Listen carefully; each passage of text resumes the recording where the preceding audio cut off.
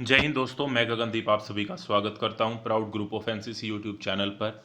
और आज की इस वीडियो में हम करेंगे एनसीसी का एक मॉडल पेपर सोल्व करने वाले हैं। और अगर आप इस बार एनसीसी बी और सी सर्टिफिकेट का एग्ज़ाम देने वाले हैं तो बहुत सारे क्वेश्चन आपको एज इट इज़ इस वीडियो में से मिलने वाले हैं। और आज की क्लास का जो सबसे पहला क्वेश्चन है वो है क्वेश्चन नंबर 45, और वो ये है कि what is the section formation and right types, यानी कि सेक्शन फॉर्मेशन कितने प्रकार की होती है उसके नाम लिखो। क्वेश्चन नंबर 1 से लेके 44 तक हम ऑलरेडी कर चुके हैं और इसी वीडियो में मैं बताऊंगा कि आप इसकी पीडीएफ को फ्री ऑफ कॉस्ट कैसे डाउनलोड कर सकते हैं। तो क्वेश्चन नंबर 45 है, यहाँ पे सेक्शन फॉर्मेशन कितने प्रकार की होती है उसके नाम लिखो। तो सेक्शन फॉर्मेशन जो होती है वो टोटल 6 प्रकार की होती है। वेरी इंपॉर्टेंट क्वेश्चन है। और वो 6 के 6 प्रकार कौन से हैं? सबसे पहला है सिंगल फाइल फॉर्मेशन, दूसरे नंबर पर है फाइल फॉर्मेशन, फिर diamond formation, arrow head formation, spear head formation और एक्सटेंडेड लाइन फॉर्मेशन। ये सेक्शन की फॉर्मेशन होती है। एक सेक्शन में कितने जवान होते हैं? तो 10 जवान होते हैं, ये आपको पता होना चाहिए। और टोटल 6 प्रकार की सेक्शन फॉर्मेशन होती हैं। Single file formation, diamond formation, arrow head formation, spear head formation और extended line formation. Very important question है, आपको इन सभी के नाम पता होने चाहिए। Next question number is 46, right ways to estimate the distance. फासले का अनुमान लगाने के तरीके बताओ, यानी कि जजिंग डिस्टेंस मेजर करने के जो तरीके होते हैं उनकी यहाँ पे बात हो रही है। तो डिस्टेंस को जज करने के लिए मेन 6 तरीके होते हैं। पहली बात तो इस बात को समझो कि हमको डिस्टेंस जज करनी ही क्यों है। देखो, हमको पता है जो हमारे पास हथियार होते हैं उनकी इफेक्टिव रेंज अलग अलग होती है। तो अगर कोई दुश्मन या कोई टारगेट पास में है तो उसके लिए अलग हथियार यूज़ किया जाएगा, कोई दूर है तो उसके लिए अलग हथियार यूज़ किया जाएगा, कोई बहुत ही ज़्यादा दूर है तो उसके लिए अलग तरह का एम्यूनिशन या हथियार यूज़ किया जाएगा। तो उसके लिए हमें पता होनी चाहिए कि टारगेट की जो दूरी है वो कितनी है। तो टारगेट की दूरी को अंदाज़ा लगाने के लिए, जज करने के लिए कई तरह के तरीके होते हैं। जैसे सबसे पहला इकाई तरीका मतलब क्या होता है? यूनिट मेथड एक तरीके से।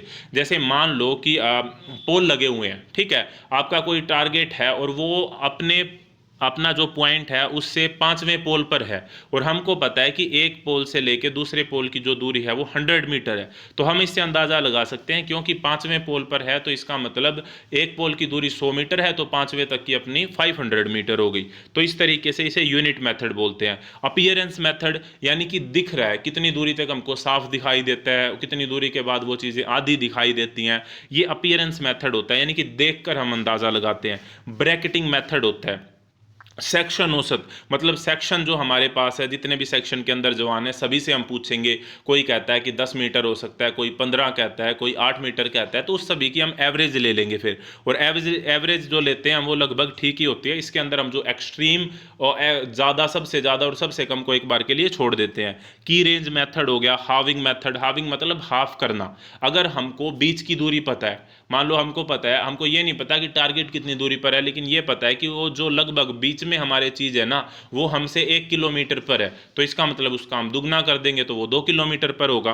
तो इस तरीके से ये फासले का अनुमान लगाने के तरीके होते हैं, डिस्टेंस जज करने के तरीके होते हैं।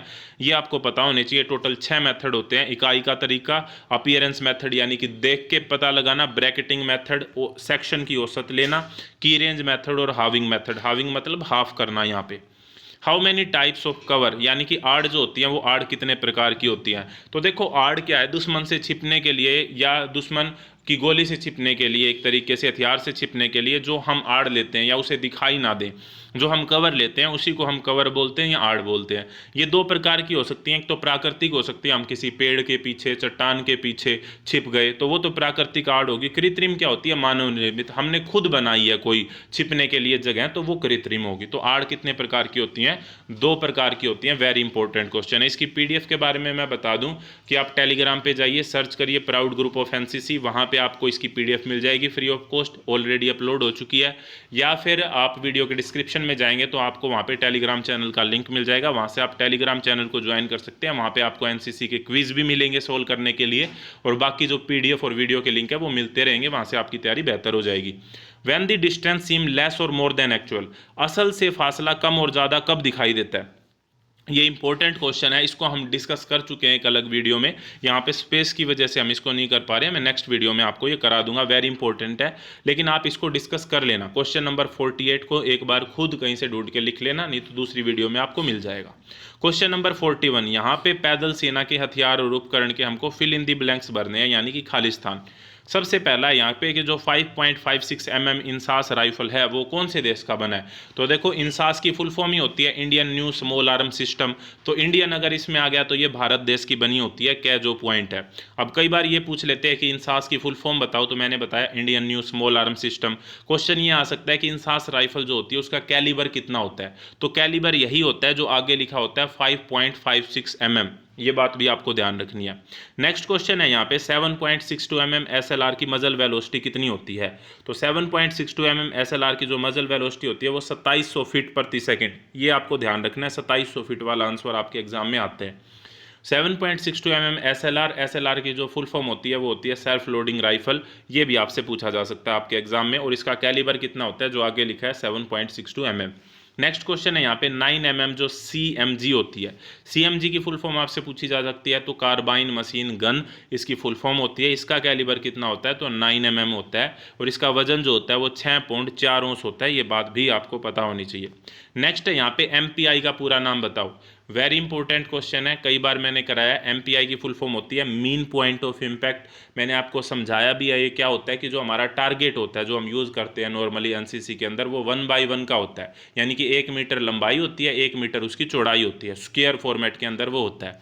जब हम टारगेट अपने, जब भी हम फायरिंग के लिए जाते हैं हमको नॉर्मली 5 राउंड मिलते हैं। जब हम 5 राउंड फायर करते हैं तो फायर वो बिल्कुल एक जगह पर तो लगेंगे नहीं, थोड़े बहुत इधर उधर लगेंगे। तो अगर हम एक ऐसा पॉइंट मीन निकाल ले, उसका एक तरीके से माध्य निकाल ले कि ये ऐसा पॉइंट हो सकता है जहां पे इन सभी का एक असर हुआ है, इस पॉइंट के ऊपर मीन पॉइंट है ये इम्पैक्ट का, उसका असर का, तो उसी पॉइंट को हम मीन पॉइंट कह देते हैं।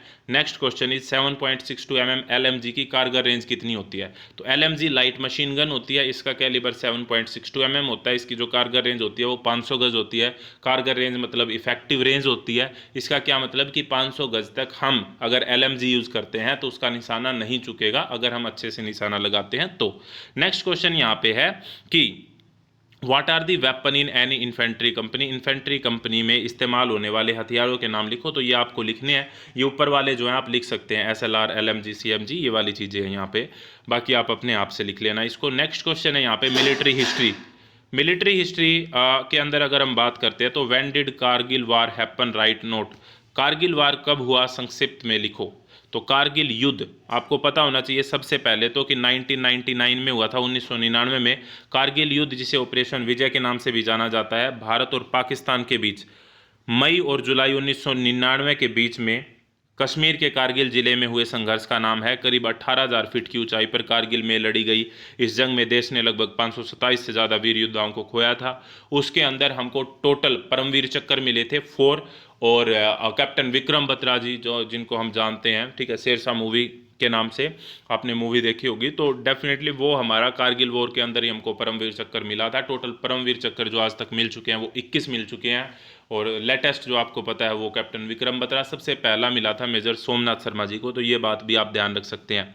नेक्स्ट क्वेश्चन है यहाँ पे 52 नंबर क्वेश्चन है कि when the second world war fort? Right A note in brief. द्वितीय विश्व युद्ध कब हुआ था? टिप्पणी लिखो।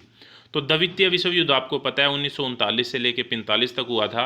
पहला अगर पूछा जाता है तो 1914 से लेकर 18 तक हुआ था। द्वितीय विश्व युद्ध 1939 से लेकर 1945 तक हुआ। बीच एक सशस्त्र विश्वव्यापी संघर्ष था, वर्ल्ड वॉर था तो विश्वव्यापी था ऑब्वियसली। इस युद्ध में 2 प्रमुख प्रतिद्वंदी गुट दूरी शक्तियां और मित्र राष्ट्र शामिल थे, ठीक है। यह युद्ध लगभग 6 साल तक चला था, जैसे कि सन से पता लग रहा है 39 से 45 6 ईयर हो गए, 6 साल हो गए। इसमें लगभग 100 मिलियन लोग शामिल हुए थे और 50 मिलियन के लगभग लोग मारे गए थे, तो बहुत ज़्यादा लोग इसके अंदर के मरे थे द्वितीय विश्व युद्ध के अंदर। और इसी युद्ध के बाद में जो यूएन है, यूएन जिसे हम यूनाइटेड नेशन के नाम से जानते हैं, उसकी स्थापना हुई थी 1945 के अंदर। ये बात भी आपको ध्यान रखनी है, क्योंकि जब ये द्वितीय विश्व युद्ध हुआ तो सभी देशों ने सोचा कि आगे से युद्ध ना हो तो इसके लिए हमको एक महापंचायत बनानी चाहिए। उसी लिए यूनाइटेड नेशन यानी कि यूएनओ जिसको हम बोल देते हैं, उसकी जो स्थापना हुई थी वो 1945 के अंदर ही हुई थी, जैसे युद्ध खत्म हुआ था 1945 के अंदर। तो इससे आप ये भी याद रख सकते हैं कि यूएन की स्थापना कब हुई थी, तो 1945 में हुई थी, जब हमारा सेकेंड वर्ल्ड वॉर खत्म हुआ था। तो वेरी इंपॉर्टेंट क्वेश्चन है ये भी, आपको ये बात ध्यान रखनी है। नेक्स्ट यहाँ पे देखिए कि when do you know that no one understanding your talk, right any 5 reason. तो क्वेश्चन नंबर 53 ये 5 रीजन देखो यहाँ पर है। अगर देखो क्वेश्चन समझ लो एक बार के लिए कि आपको कैसे पता चलेगा कि कोई आपकी बात नहीं समझ रहा है, इसके कोई भी 5 कारण बताओ। आप किसी से बात कर रहे हो, आपको कैसे पता लगेगा कि उसको आपकी बात समझ में नहीं आ रही है। तो पहली बात तो यह है कि अगर सुनने वाला बार बार इधर उधर देख रहा है तो इसका मतलब उसको बात नहीं समझ में आ रही, तभी तो वो अटेंशन नहीं पे कर पा रहा। अगर वह उबासी ले रहा है, अगर वह एक भी पर्सन नहीं पूछ रहा, या फिर ज़रूरत से ज़्यादा पर्सन पूछ रहा है, या तो एक भी पर्सन ना पूछे, तो ऐसा तो हो नहीं सकता कि हर एक बंदे को हर एक चीज़ आती है। तो क्वेश्चन पूछना तो बनता है अगर वो सच में बात सुन रहा है। और अगर बहुत ही ज़्यादा पूछ रहा है तो इसका मतलब उसको कुछ भी समझ में नहीं आ रहा है। उसके बैठने के तरीके को देखकर कैसे उसकी बॉडी लैंग्वेज है उससे भी हम पता लगा सकते हैं, उसके हाव भाव से पता लगा सकते हैं, उसके बात करने के तरीके से पता लगा सकते हैं, उसके आचरण से पता लगा सकते हैं। तो बहुत सारे ऐसे तरीके होते हैं, मैंने यहाँ पे 6-7 लिख दिए, आप इनमें से कोई 5 लिख सकते हैं। Question number 54, how many type of communication are there. तो कम्युनिकेशन कितने प्रकार की होती है। कम्युनिकेशन नॉर्मली यहाँ पे 4 प्रकार की होती है। एक तो लिखित होती है जो कि हम रिटन में कम्युनिकेट करते हैं, मौखिक होती है वर्बल जो हम बोलकर कम्युनिकेट करते हैं, सांकेतिक होती है जो नॉन वर्बल कम्युनिकेशन होती है, और दृश्य संचार होती है विजुअल। ठीक है, कोई चीज़ दिखा दी हमने, ठीक है, और उससे हम जो कम्युनिकेशन करते हैं। नॉर्मली आप ऊपर वाली 3 भी लिख के आ सकते हैं कि लिखित, मौखिक और सांकेतिक। यानी कि लिखित रूप से हम बता सकते हैं, किसी को बोलकर बता सकते हैं, या फिर संकेतों के माध्यम से बता सकते हैं। ये 3 इंपॉर्टेंट होती हैं। अगर 4 लिखना चाहें तो यहाँ पे विजुअल भी आप लिख के आ सकते हैं। ठीक है, मेनली ये ऊपर वाली 3 होती हैं। तो ये कुछ इंपॉर्टेंट क्वेश्चन थे जो हमने डिस्कस किए। पूरे के पूरे हमने 1 से लेके 54 तक करे हैं। 3 वीडियो ऑलरेडी इसकी बन चुकी हैं, उसके लिंक आपको चैनल के ऊपर मिल जाएंगे, और इस तरह की वीडियो आपके लिए रेगुलरली आती रहेंगी। All the best for the exam. इस तरह की वीडियो के लिए जुड़े रहिए proud group of NCC YouTube channel के साथ। नेक्स्ट वीडियो तक जय हिंद, जय Bharat, thank you very much. PDF download कर लेना टेलीग्राम चैनल से।